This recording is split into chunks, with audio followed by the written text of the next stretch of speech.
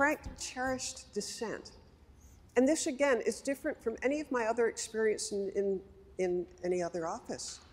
Because the person that Frank argued with the most strongly, I mean, he'd argue with everybody because people felt free to express their opinions. Since he didn't want yes men, if you felt strongly about something, he would encourage you to say it. But my favorite example of it was with a guy named Don Mabe. Don Mabe was in sales. And the story I'm about to share with you comes from a guy named Jack Tatum, who was also in sales. But Jack Tatum told me when he first joined the company, the first week he was there, he felt that he had joined at a really unfortunate time because he was completely convinced that the company was about to go under. He felt this because he witnessed an argument that he thought was so titanic that a company couldn't survive this. And as a matter of fact, I even heard from other people that the amount of dissent that I'm about to describe, lawyers for like the banks and so forth, felt that this was a threat to the company, that there could be so much arguing. And here's what Jack Tatum described to me. He said there was a conference table, held 8 people. There were 3 salespeople here, 3 salespeople here. Don Mabe is here, Frank Perdue is over there, and all morning long they had been going after each other like cats and dogs because Frank wanted to increase market share, and that meant spending more and more and more. Don Mabe, on the other hand, was a force for fiscal sanity and restraint, and they were arguing.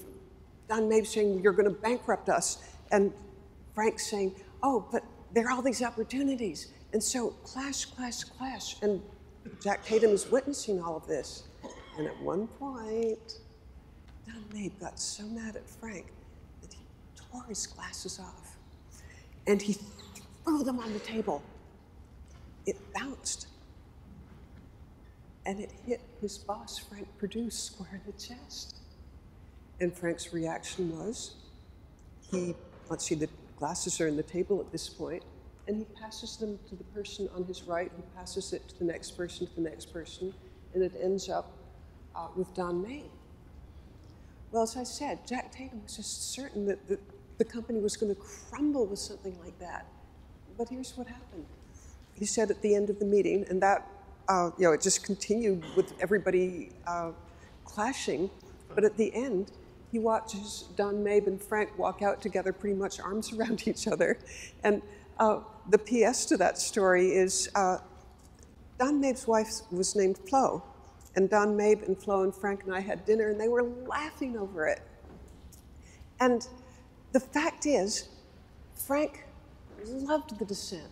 I asked Don Mabe, how did you feel about this? Actually, I asked him years later when he was retired, and I said, you and Frank were always butting heads. How did you feel about this? And Don Mabe said, we had a great relationship. We could be absolutely honest and straightforward with each other, and it was never personal, it was always business, and Frank never held a grudge.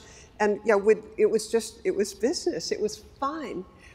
The PPS to this story isn't that we all went out for dinner that night and laughed about it.